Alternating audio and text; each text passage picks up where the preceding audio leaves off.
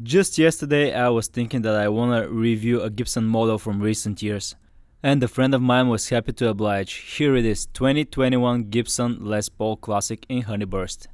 I'm gonna disassemble it, explain the mods that my friend did, and do a tone demo.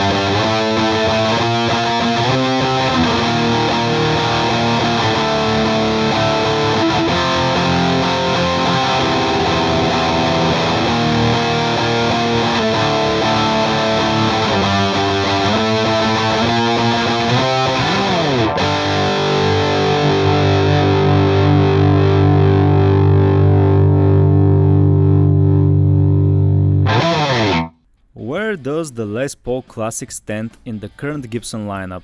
Why, that's an excellent question, let me show you. If you go under the electric guitars and browse them by collection and go to modern, you will end up here in the Gibson Modern Collection. This collection includes added lightweight bodies, asymmetrical slim taper necks and other advanced features. I will show you some of these in my review.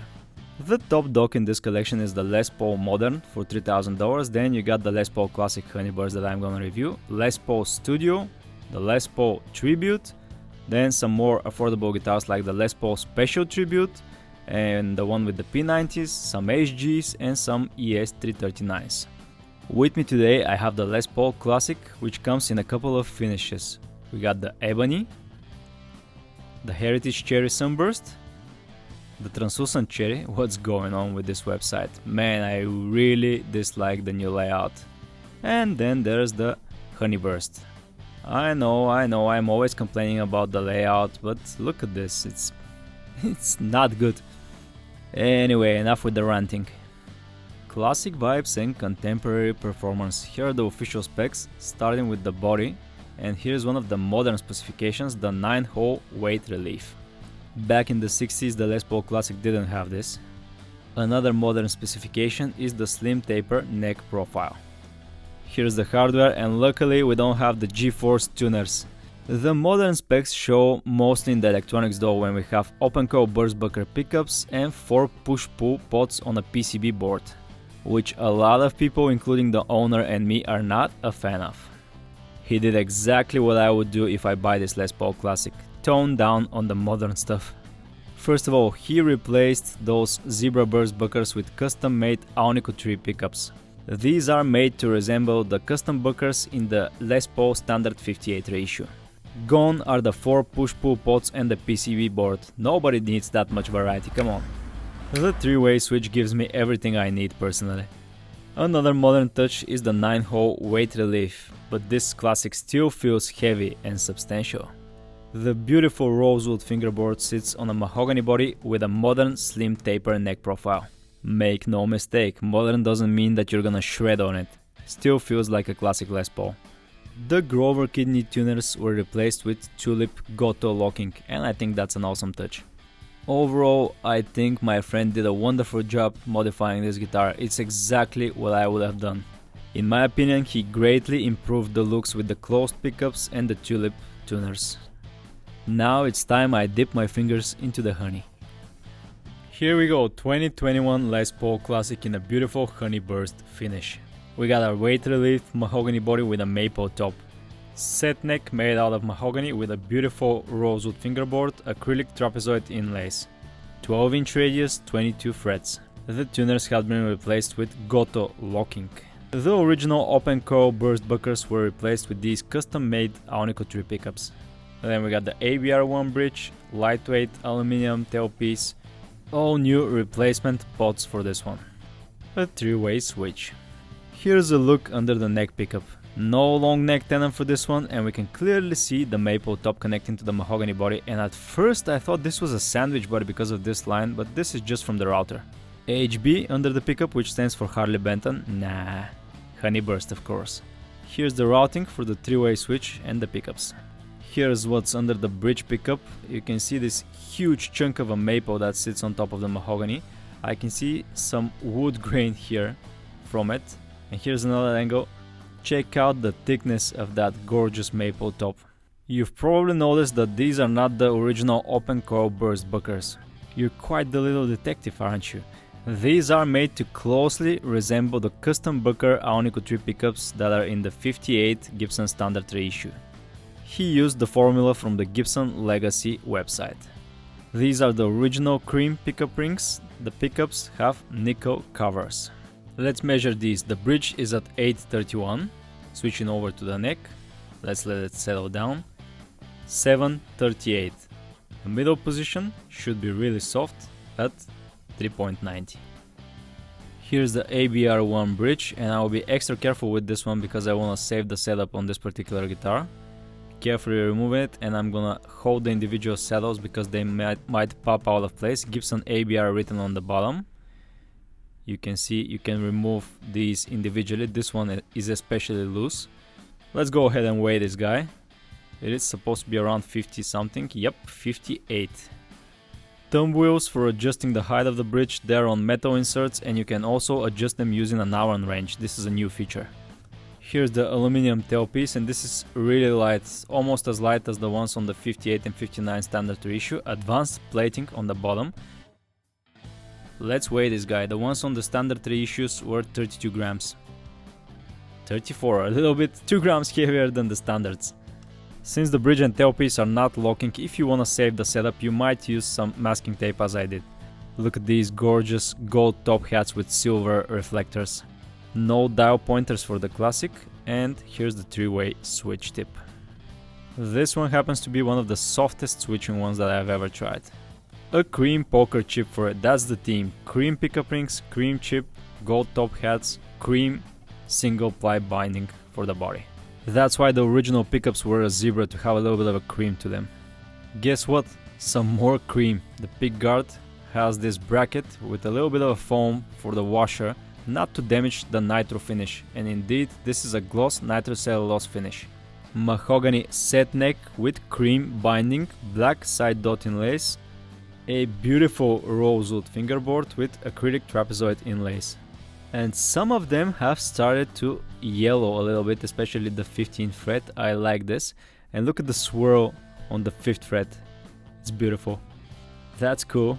And this is a pretty streaky rosewood fingerboard. Look at the grain on it. I am noticing some instrument marks on the edge of the fingerboard and the binding, but I don't really mind these too much. They don't affect playability. Then towards the 1st fret we have the factory Graphtec nut that has a graphite on it from the factory. Here's a better look of that Gibson headstock with the black veneer, Les Paul silk screen in golden letters, and these are replacement Gotoh locking tuners. The Gibson Pearl logo with the dotted eye. Here's a better look at the truss rod cavity, the truss rod nut, one-way adjustable as on most Gibson guitars. It is covered by this traditional Gibson bell, 2-ply, white, black, and has classic written on it. The nut is 43mm wide or 1.69 inch.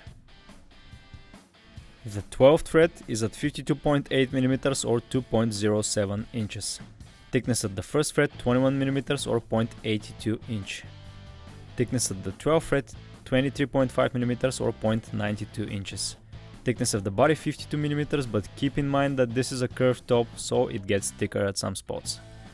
No surprises with the fingerboard radius, 305mm or 12 inches as it should be. As part of the modern specs, slim taper neck profile, slightly rounded off towards the shoulders.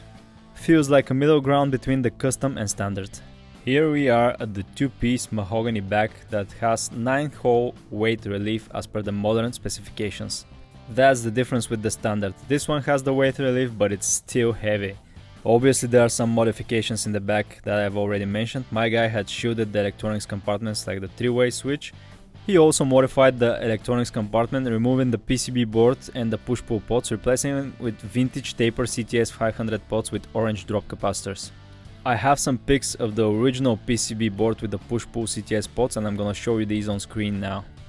Here are the original Zebra Burstbucker 61 pickups, the PC board in the guitar. And here's a better look of the board outside of the guitar with the CTS push-pull pots. I had this in the shop, these are the long shaft ones. The original output jack on a quick connect system with a rectangular chrome plate. My friend used some shielding copper film on the covers for the 3-way switch and an electronics compartment as well, and he did a decent job of it. Here's what the neck joint looks like, and here is where the body binding meets the neck binding, and a little bit of maple peeking between the single ply binding and the mahogany back. We have a one-piece mahogany neck, no additional pieces for the heel over here.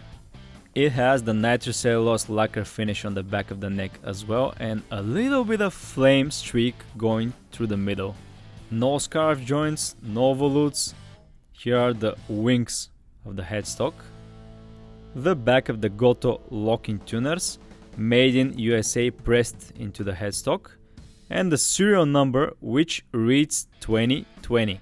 Remember, the first letter is the year, the next three are the day of the year, and the fifth one is the year again. So we got 2020. In the checklist it says that it's 2021 though. This is because the body was finished in late 2020. You can see the 338th day of 2020.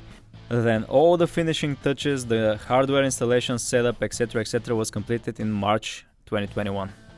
It has Dunlop replacement strap buttons. No setup needed, I'm just gonna put some 1046 Ernie balls in E standard. Even though it's weight relief, it's still heavy at 4,331 grams or 9.54 pounds.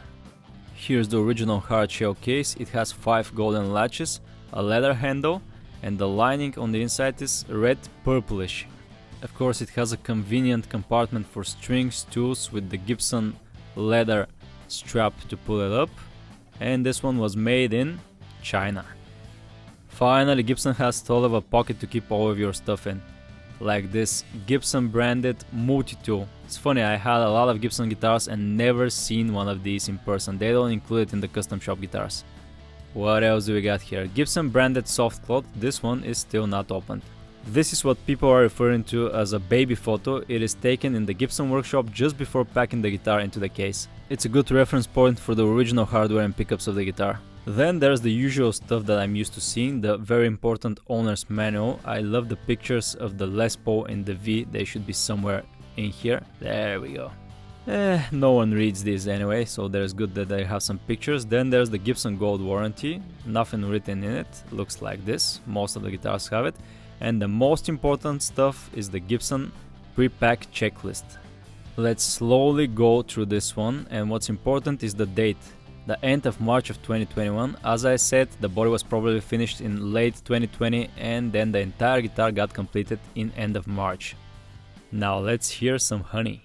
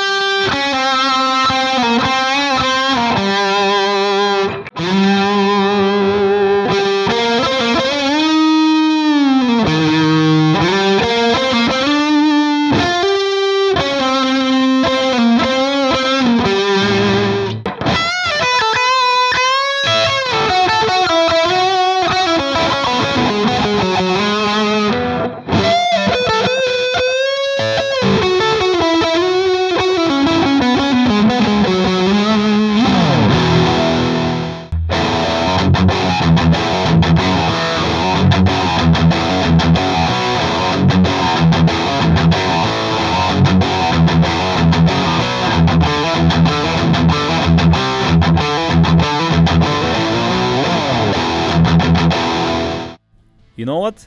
I like the Classic. At first I didn't, but then I started thinking, I'm being too harsh on it because I'm comparing it to a standard, to a custom, which is not. It's in its own lane. It's not a studio, it's not a modern, it's not a standard, it's not a custom. It is a classic. And I'm sure there are a lot of people that want this exact combination of a neck, body, weight relief and hardware. I'm also okay with all of the modifications my friend did, and I would have done the absolute same. Maybe I would have put hotter pickups in here because I play metal, but that's just me. A couple of friends came by the shop while I was trying this Classic and they all liked it. The Honeyburst finish is gorgeous in person, and this thing definitely has its own character. If you like the Classic models, you're gonna love this one.